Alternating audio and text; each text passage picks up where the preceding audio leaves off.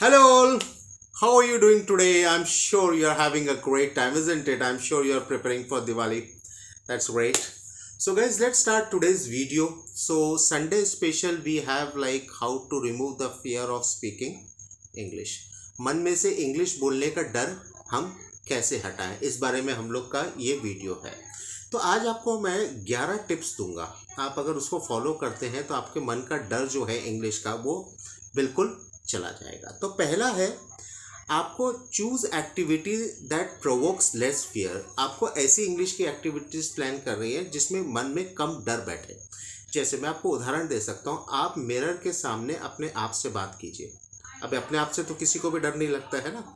आप ऐसे बात कीजिए, या आप अपने आप इंग्लिश कुछ कुछ कुछ बोलिए जोर से, है ना। आपको समझ में आएगा आप क्या बोल रहे हैं। तो या कोई ऐसा फ्रेंड आप कर लीजिए जो आपको क्रिटिसाइज ना करे, आपको बताए।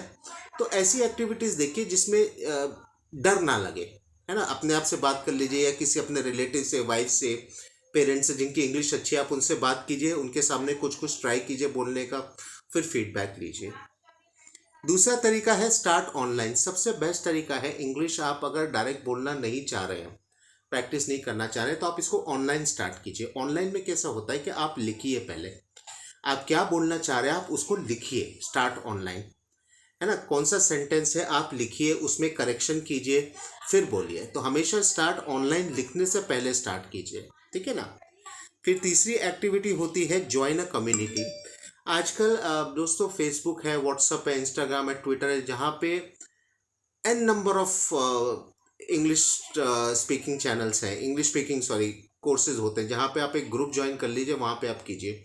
मैं भी फेसबुक पे एक्टिव हूँ, मेरा फेसबुक आईडी आपको इस लिंक पे मिल जाएगा। आप वहाँ पे देखिए, मैं कुछ ना कुछ हर दिन इंग्लिश के बारे में पोस्ट करता हूँ। तो आप ऐसे ग्रुप ज्वाइन कर लीजिए, फेसबुक पे, ट्विटर पे, इंस्टाग्राम पे, या कू पे भी आजकल काफ़ी आ रहे हैं। तो आप वहाँ पे देखिए, उनको स्टडी कीजिए। वहाँ पे एक एक एक ग्रुप मैंने देखे हैं, करीबन 70-70 हज़ार लोग होते हैं जो इंग्लिश में बात करते हैं, नई नई चीज़ें डालते हैं। तो वहाँ पे आप ज्वाइन कीजिए।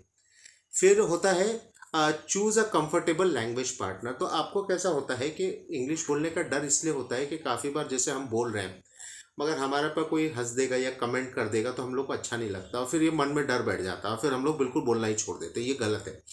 तो हम लोग को कोई एक ऐसा पार्टनर ढूंढना है जो इंग्लिश में अच्छा हो, मगर हम लोग को जज ना करे। किसी को भी जज होना अच्छा नहीं लगता है। कोई हमारे बारे में क्रिटिसाइज करे, हम लोग को बिल्कुल पसंद नहीं आएगा, ना मुझे ना आपको, किसी को भी नहीं आता है ना। तो आप ऐसा पार्टनर चूज कीजिए जो आपको जज ना करे, जो आपको ऑनेस्टली बता दे ये गलती है, और जिसका फीडबैक आप ले सकें, जिसकी बातों का आपको बुरा नहीं लगे, है ना। कोई आपका फ्रेंड हो सकता है, कोई आपका मेंटर या सुपरवाइजर हो सकता है, आप उससे हेल्प ले लीजिए। तो वैसा आप कीजिए, ठीक है ना। फिर फिफ्थ वाला है develop your other English skills. तो उसमें क्या होता है, हम लोग का क्या होता है ना, देखिए हम लोग रीजनल लैंग्वेज में जैसे हिंदी है, मराठी है, या कोई तेलुगु, तमिल, उसमें कंफर्टेबल होते हैं। अब एक नई लैंग्वेज सीखना एक एज के बाद थोड़ा सा डिफिकल्ट हो जाता है। तो आप कैसा कीजिए, उसको धीरे धीरे धीरे धीरे, जब आप अपना विल पावर बढ़ाइए और उसको ट्राई कीजिए उसको आगे लाने का, तो आप उसको इंग्लिश स्किल्स धीरे धीरे बढ़ाइए, ठीक है ना। फिर आता है आपको परफेक्शन भूलना पड़ेगा। You have to forget perfection. आप सोचेंगे कि 2 महीने में सबकी इंग्लिश परफेक्ट हो जाएगी, नहीं होगी ऐसा। टाइम लगेगा, परफेक्शन आएगा, मगर आप इतना जल्दी परफेक्शन मत एक्सपेक्ट कीजिए। इवन जो बहुत अच्छी फ्लुएंट इंग्लिश बोलते हैं, अगर आप उनको ध्यान से देखेंगे तो वो लोग भी काफ़ी गलतियां करते हैं, ऐसा नहीं है। तो परफेक्शन इतना जल्दी नहीं आएगा, तो आप वो भूल जाइए और मन से डर हटा के आराम से बोलिए इंग्लिश, कोई बात दिक्कत वाली बात नहीं है। देन आता है next one, develop methods to get काम। तो बोलते टाइम ना आपको काम रहना पड़ेगा, बहुत ज़्यादा अंदर से ना, ये दिखना नहीं चाहिए कि आप नर्वस हो रहे हैं। नहीं तो क्या, लेग पुलिंग आजकल आपको पता है, लेग पुलिंग बहुत ज़्यादा होगी, है ना। कोई लोग पकड़ लेंगे सेंटेंस, उसको फिर सोशल मीडिया पे वायरल होगा, और कुछ कुछ भी हो सकता है। तो आप काम रहिए, सिंपल इंग्लिश बोलिए, अच्छे से बोलिए, काम एकदम काम टोन में बोलिए। हो सकता है एक आधा गलती भी हो जाए, कोई दिक्कत नहीं है, मगर आप ज़्यादा नर्वस होंगे तो वो दिख जाएगा, समझा ना, वो दिख जाएगा।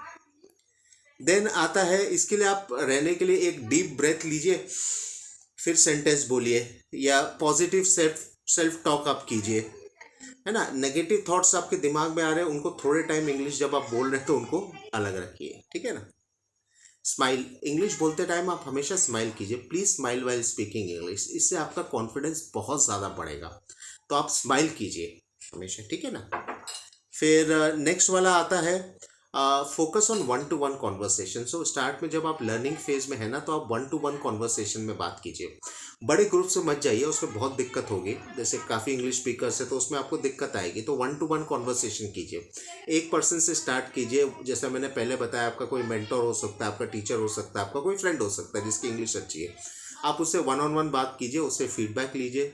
अब वो बंदा ऐसा होना चाहिए जो जिसकी बात का आपको बुरा ना लगे, और वाइस वर्सा भी ट्रू होना चाहिए, है ना। आप उसका फीडबैक ले सके, तो वन टू वन कॉन्वर्सेशन पे ज़्यादा फोकस कीजिए। फिर आता है स्लो डाउन। बोलते टाइम, इंग्लिश बोलते टाइम, जैसे कोई काफ़ी लोगों का बहुत परफेक्ट इंग्लिश होता है over the period of time. अभी मैंने भी 25 साल का मुझे कॉर्पोरेट का तजुर्बा, मुझे कोई दिक्कत नहीं होती बोलते में, मगर काफ़ी बार मैं फास्ट बोल जाता हूँ। मैं अमेरिका के लोगों से भी बात करता हूँ, यूके के लोगों से भी बात करता हूँ, कनाडा में भी, तो मैं काफ़ी बार ज़्यादा फास्ट बोल जाता हूँ। तो वो बोलते हैं कैन यू प्लीज़ रिपीट, है ना। तो आपको एकदम स्लो जाना है, आराम से जाना है, धीरे धीरे सेंटेंसेस बना के वो आपको बोलना है, ठीक है ना। And last but not the least, just keep speaking. आपको हिम्मत नहीं हारनी है, आपको बोलते रहना है, कंटिन्यूस प्रयास करते रहना है। इंग्लिश प्रैक्टिस से परफेक्ट आ जाएगी। और ये बहुत वेल स्क्रिप्टेड लैंग्वेज है। इसमें ABCD क्लियर कट डिफाइंड है। ए मतलब यही करना है, बी मतलब यही करना है, सी मतलब स्टेप नंबर 3 यही करना है, स्टेप नंबर 4 ऐसे ही करना है। तो मैं इस संडे को सीरीज लाऊंगा जिसमें मैं आपको ना नई नई चीज़ें बताऊंगा कि कैसे होता है ये। तो आपको काफ़ी हेल्प होगी। तो आप मेरे अगले वीडियो का वेट कीजिए, but do not forget to like, share and subscribe. Have a great rest of the day and please share with your friends. All right, bye bye.